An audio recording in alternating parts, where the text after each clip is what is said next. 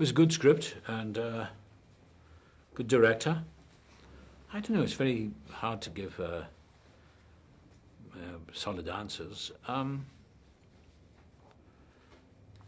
Talking to the director when we were making it, I said I just wanted to make sure that there was a dimension to this priest that made him very human and open to all his own doubts and lack of faith and his struggles with his own inherent atheism or disbelief.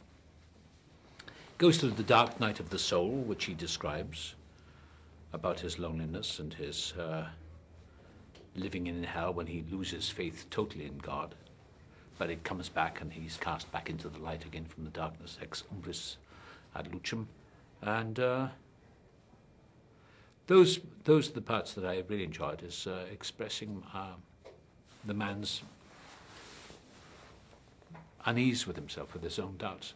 And then he's challenged by the young priest who doubts totally, rejects his ideas of a diabolical presence. And I said, well, okay, I respect that, but be careful. And I like that moment, just be careful. This is my favorite line in the movies, is that, by not believing in him won't protect you from him. And I noticed, I saw the little audience the other day and people, oh, it's a little scary. But I think people like to be, they don't like to be scared, but you said you would find it scary and it makes you uneasy.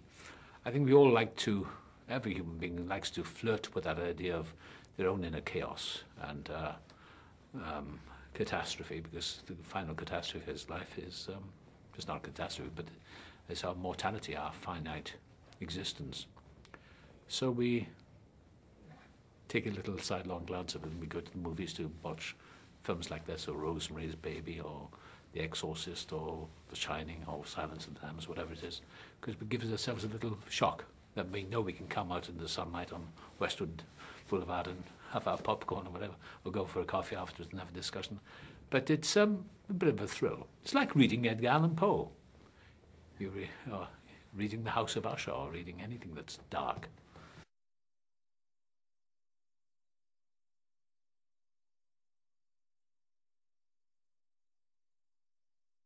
I just know how to do it. I don't know why I do it. I don't know how to do it. It's just a look. I know it's scary. I'm playing this part when the young man comes into the room. Is you don't have to do much. There are lines when he comes in the room, Mrs. Father Lucas, so he's not here at the moment. He's out. We're dealing with a nut. So it's very easy to say, no, he's out at the moment. Totally, he's not here. Close the door, please. We don't want to be disturbed, do we? Boom, the door closes on its own.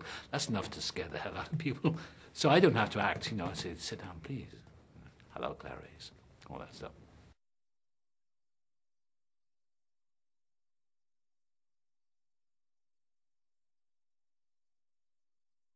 And I think they put that special effects on. I was kind of surprised that they put so much on at the end. But no, I didn't have any makeup. It was just, there's some, computer stuff they do after the film. I did all the voices myself, though. All that was my stuff.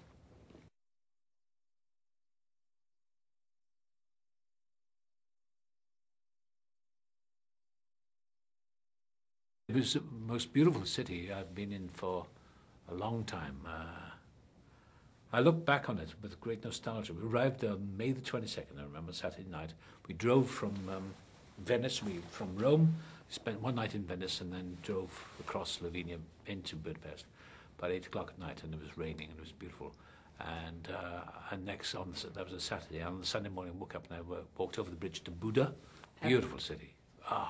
And just outside the hotel, I was staying at the Four Seasons. There's a street that goes up to St. Michael's, I think St. Stephen's Cathedral. What's it, St. Michael? St. Stephen's, I think. This beautiful cathedral, which was not that old. It was probably 19th century.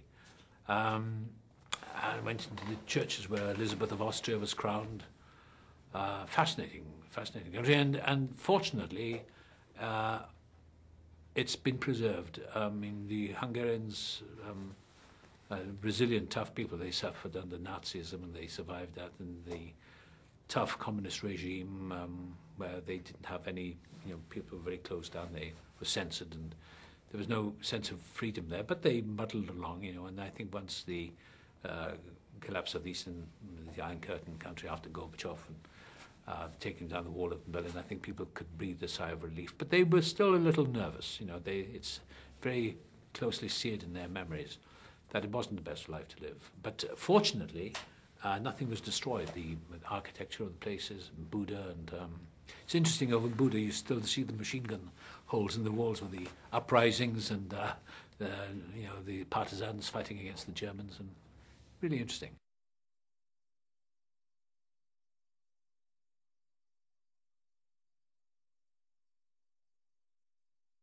Well, I was intrigued and interested. I've never delved into it, into exorcism, but I'd never played it. I don't think I've ever played a priest before.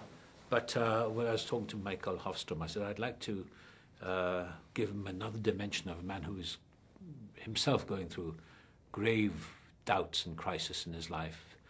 There's a scene in the film where they cut it out, actually. It wasn't because it was unnecessary for the film. But there's a scene, a little bit of information where I say to the young priest at the beginning of the film, I said, when my mother died, I was a young man, I was very angry at God and I gave it up. I said, here I am in Rome. So much for all dressed up for the carnival, which they've kept in, the final exorcism scene. The destiny brought me there.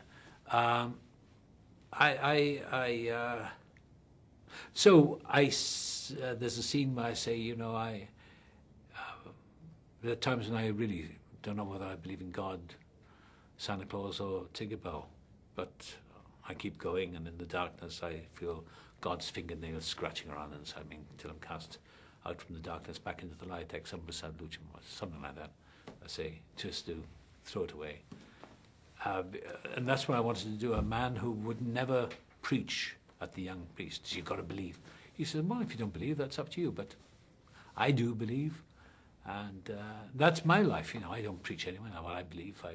I believe what I believe, and I never get in people's way. If an atheist wants to challenge me, I'd say, well, good, okay, give me your best shot. I won't argue. What's the point of arguing?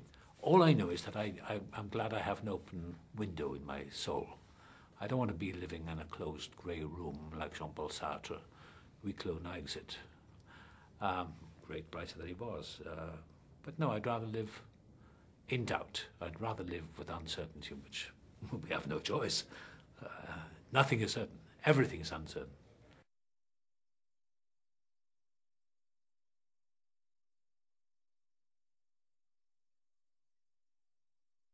No, I gave him a bad time. No, I'd say to him, I said, is this the way you can play the part? He said, no, it's your career. No, he's a wonderful actor. And this is his first movie. And also, his agent phoned me and said, I want you to do a film test. He said, he lives in a little town outside of Dublin. And he hadn't worked for some time. And his friend from next door, I met him actually, came out to Budapest to visit him, filmed him, and a scene from the movie. Then I met him out here. Michael Hofstrom said, we've got this wonderful actor. Would you like to? I said, yeah. He said, would you do a film test with him? Because they want to make sure at the studio that... I said, well, so we met at a Shutters Hotel. They had a little video camera, or DVD camera, or what you call it, digital camera. And we did a little bit of a scene, and he seemed pretty good to me. And then Michael phoned me, the director phoned me, he said, what do you think? I said, wow, he's pretty good, isn't he? And he still didn't know whether he got the part or not. I think the studio, for business reasons, were thinking about getting a kind of name actor for the part, and then some wisdom prevailed, and I think Michael Hofstrom and the producers said, no, let's go for this unknown actor, because we don't want the information of somebody who's a star actor,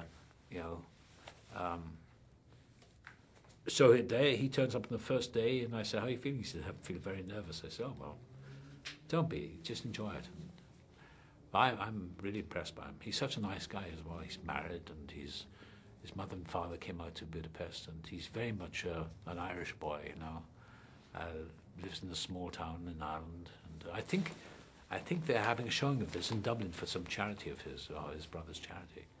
But what I like about Colin is that he's a very modest guy, I said, don't lose the modesty. Don't lose that. I like young actors. They're great to work with.